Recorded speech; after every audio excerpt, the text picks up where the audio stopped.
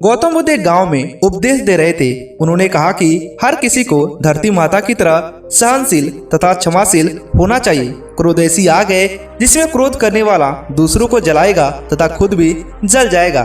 सभा में शांति से बुद्ध की वाणी सुन रहे थे लोग, लेकिन वहाँ स्वभाव से एक अति क्रोधी एक ऐसा व्यक्ति भी बैठा हुआ था जिसे बातें बेतुकी लग रही थी। वह कुछ देर से सब कुछ सुनता रहा, फिर अचानक ही आग बबूला होकर बोलने लगा, तुम पाखंडी हो, बड़ी बड़ी बातें करना यही तुम्हारा काम है। तुम लोगों को भ्रमित करते रहते हो। तुम्हारी ये बातें आज के समय में कोई मायने नहीं रखती है। ऐसे कई कटु वचनों के साथ बुद्ध शांत रहे। अपनी बातों से ना तो वह दुखी हुए और ना ही कोई प्रतिक्रिया दी। यह देखकर वह व्यक्ति और भी ज्यादा क्रोधित हो गया और उसने बुद्ध के मुंह पर थूक दिया और वहां से चला गया। अगले दिन जब उस व्यक्ति को क्रोध शांत हुआ तो उसे अपने बुरे व्यवहार के कारण पछतावे की आग में जलने लगा और वह उन्हें ढूंढते हुए उस स्थान पर पहुंचा। पर बुद्ध कहाँ मिलते? वह तो अपने शिष्यों के साथ एक अगले अन्य गांव में पहुंच चुके थे। व्यक्ति ने बुद्ध के बारे में लोगों से पूछा और ढूंढते ढूंढते जहां बुद्ध प्रवचन दे रहे थे वहां पहुंच गया। उन्हें देखते ही वह उनके चरणों में गिर पड़ा और बोला, मुझे क्षमा कीजिए प्रभु। बुद्ध ने कहा, कौन हो भाई? तुम्हें क्या हुआ है? क्यों क्षमा मांग रहे हो? उसने कहा, क्या आप भूल गए? मैं वही हूँ जिसने कल आपके साथ बहुत बुरा व्यवहार किया था। मैं शर्मिंदा हूँ। मैं मेरे द्वारा किए गए आचरण, इसके लिए मैं क्षमा याचना आपसे मांगना चाहता हूँ। गौतम बुद्ध ने प्रेम पूर्वक कहा, बीता हुआ कल तो मैं वहीं छोड़कर आया हूँ और तुम अभी भी उसी में अटके हुए हो।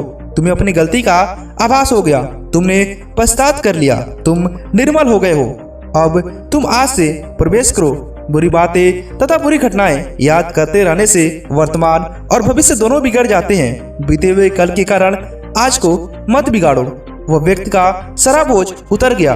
उसने गौतम बुद्ध के चरणों में पड़कर क्रोध त्याग कर क्षमाशीलता का संकल्प लिया। बुद्ध ने उसके मस्तिष्क पर आशीष का हाथ रखा। उस दिन से उसमें परिवर्तन आ गया और उसके जीवन में सत्य, प्रेम व करुणा की धारा बहने लगी। मित्रों, बहुत बार हम भूत में की गई गलती के बारे में सोच विचार कर दुखी होते हैं, दुख को कोसते हैं। हमें ऐसा कभी नहीं करना चाहिए। गलती का बोध हो जाने पर हमें कभी उसको दोहराने का संकल्प नहीं लेना चाहिए और एक बार नई ऊर्जा के साथ वर्तमान को सुदृढ़ करना चाहिए। क्योंकि गौतम बुद्ध ने कहा है कि अपने पुरानी बातों को भूल जाओ। क्योंकि अगर तुम अपनी पुरानी बातों को याद कर बार बार दुख होते रहोगे तो तुम्हारा वर्तमान और आने वाला भविष्य भी तुम्हारा नुकसान होगा। इसके लिए तुम किए गए पुराने बातों को भूल जाओ और ये याद रखना कि वो जो गलती तुमने की थी वो दोबारा कभी भी ना करो। इसी तरह से गौतम बुद्ध का एक और भी कहानी है। महात्मा बुद्ध एक गांव में ठहरे हुए थे। वे प्रतिदिन शाम को वहां पर सत्संग करते थे। भक्तों की भीड़ होती थी क्योंकि उनके प्रवचन से जीवन को सही दिशा बोध का प्राप्त होता था। बुद्ध की वाणी में गजब का जादू था। उनके शब्द श्रोता के दिल में उतर जाते थे।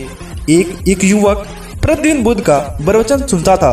एक दिन जब प्रवचन समाप्त हो गए तो वह बुद्ध के पास गया और बोला, महाराज, मैं काफी दिनों से आपके प्रवचन सुन रहा हूँ, किंतु यहाँ से जाने के बाद मैं अपने गृहस्थ जीवन में वैसा सदाचार नहीं कर पाता जैसे यहाँ से सुनकर जाता हूँ। इससे सत्संग का महत्व पर शंका होने लगती है। बताइए मैं क्या करूँ? बुद्ध ने युवक को बांस की एक टोकरी देते हुए उसमें पानी भरने के लिए कहा। युवक टोकरी में जल भरने में असफल हुआ। बुद्ध ने यह कार्य नियंत्रण जारी रखने के लिए कहा। युवक प्रतिदिन टोकरी में जल भरने का प्रयास करता किंतु सफल नहीं हो पाता। कुछ दिनों बाद बुद्ध ने उससे पूछा, इतने दिनों से टोकरी में लगातार जल भरने के कारण क्या टोकरी में कोई फर्क आया है? युवक बोला, एक फर्क जरूर आया है। पहले टोकरी के साथ मिट्टी जमा होती थी, अब वह साफ दिखाई देती है। कोई गंदगी उसमें दिखाई नहीं देती है और इसके छेद पहले जितने बड़े नहीं रह गए हैं, वो धीरे धीरे छोटे भी हो रहे हैं। तब बुद्ध ने उसे समझाया, यदि इसी तरह उसमें पानी में नियंत्रण डालती रहोगे तो कुछ ही दिनों में ये छेद खुलकर बंद हो जाएंगे और टोकरी में पानी भर पाओगे। इसी प्रकार जो नियंत्रण सत्संग करते हैं उनका मन एक दिन अवश्य निर्मल हो जाता है और गुणों के छिद्र भरने लगते हैं और गुणों का जल भर जाता है। युवक ने बुद्ध से अपनी समस्याओं का समाधान पा लिया। नियंत्रण सत्संग से दुर्जन भी सज्जन हो जाते हैं क्योंकि महापुरुषों की पवित्र वाणी उनके मानसिक विचारों को दूर करके उन्हें सद्विचारों के अवलोकित प्रसारित करती है। दोस्तों, ये कहानी आपको कैसी लगी हमें नीचे कमेंट करके बताइएगा। गौतम बुद्ध द्वारा बताई गई ये कहानी मात्र कहानी नहीं है, बल्कि इसे आप सुनकर अपने जीवन में अपनाने की कोशिश करें ताकि आपका भी जीवन धन्य हो और आप भी सफलता के मार्ग पर चल दें।